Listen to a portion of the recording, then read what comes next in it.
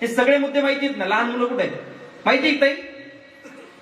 एवढे सगळे मुद्दे माहिती आहे, पण नेमकं आपण छत्रपती शिवाजी महाराजांच्या इतिहासातून नेमकं काय घ्यायचंय तोच विषय आपण आज घेणार आहे. म्हणजे शिवचरित्राचं आजपर्यंत झालं काय आणि आपल्या हातात नेमकं आलं काय. बरोबर बोलतोय का? आजपर्यंत शिवाजी महाराजांचा इतिहास फक्त त्या ठिकाणी अफजल खानाची बोटं, अफजल खानाचा कोतळा काढण्यापुरता, शाहिस्तेखानाची बोटं तोडली, सुरतेची लूट, आग्र्यावरून सुटका, संपला छत्रपती शिवरायांचा इतिहास. याच्या पलीकडे शिवराय तुमच्या आमच्यापर्यंत माहितीच होऊ दिले नाही. ही सगळ्यात मोठी शोकांतिका आहे. अहो, छत्रपती शिवाजी महाराजांचं काम काय फक्त एका जातीसाठी आहेत का? शिवाजी महाराजांचं काम काय फक्त त्या ठिकाणी महाराष्ट्रापुरतं आहेत का? शिवाजी महाराजांचं काम काय फक्त देशापुरतं आहेत का? शिवाजी महाराजांचं काम अख्ख्या विश्वामध्ये त्या ठिकाणी त्यावेळेसच गेलं होतं. शिवाजी महाराज हयात असताना तो औरंगजेब स्वतःच्या नावापुढे आलमगीर नावाची पदवी लावतो आणि आलमगीर नावाची पदवी लावल्यानंतर तो इराणच्या बादशाला पदवी एक पत्र लिहितो आणि एक हेर पाठवतो. तो इराणचा बादशाह त्या औरंगजेबाला सांगतो, अरे तू कसला आला आलमगीर, तुझ्याकडनं एक छोटस राज्य असल्यास शिवाजी महाराज नावाचा मार राजा पकडला होत जात नाही.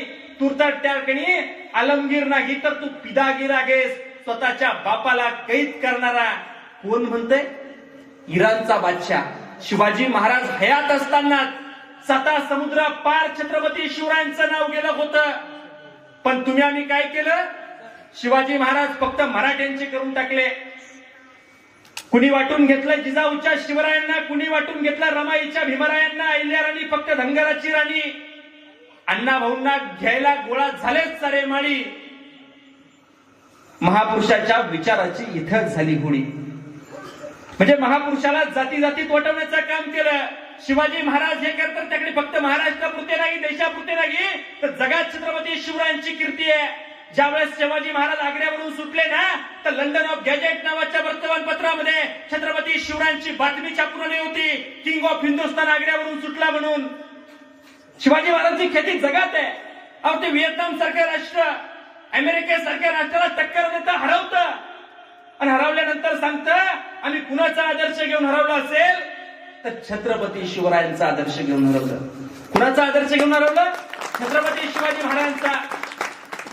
आपल्या राष्ट्रगीताचे लेखक रवींद्रनाथ टागोर एखाद्या जपानच्या दौऱ्यावरती होते आणि जपानच्या दौऱ्यावरती असताना काय झालं, 4-5 पत्रकार त्यांच्या पुढे आले आणि पत्रकारांनी त्याकडे त्यांना घेराव घातला.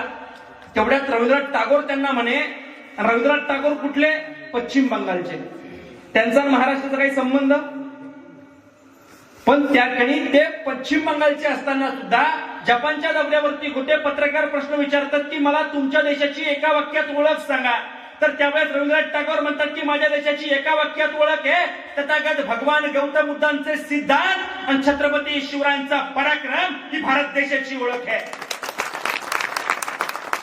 सुभाषचंद्र बोस म्हणतात की जर शिवाजी महाराज 10 वर्ष जगले असते ना तर त्याच वेळेस दिल्लीवरती भगवा फडकला असता. सुभाषचंद्र बोस म्हणतात. तो फिलिप मॅसेन नावाचा एक ठिकाणी लेखक आहे. भारत स्वतंत्र झाल्यानंतर भारतात आला आणि भारतात आल्यानंतर त्यानं सगळ्या भारताचा अभ्यास केला. त्याने एक पुस्तक लिहिलं, द आर्मीज इन इंडिया नावाचं. त्या पुस्तकामध्ये तो सांगतोय जगातल्या 3च राजांनी मला सगळ्यात जास्त आश्चर्यचकित केलं. भारताच्या 3च राजांनी मला सगळ्यात जास्त आश्चर्यचकित केलं. त्यातलं पहिलं नाव आहे, त्यातलं पहिलं नाव छत्रपती शिवाजी महाराज आहे. तो का शिवरायांचं नाव घेतो? कारण जगातल्या सगळ्या राजांकडे असणारं सैन्य हे त्याकडे पैशावरती आणि त्याकडे मानधनावरती काम करत होतं. पण जगातलं एकमेव राज्य होतं ते छत्रपती शिवरायांचं स्वराज्य.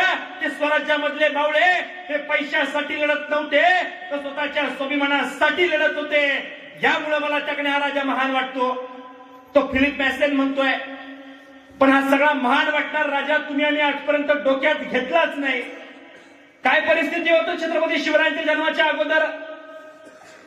गावाच्या गाव भकास झाली होती. कुणी शेती करत नव्हतं.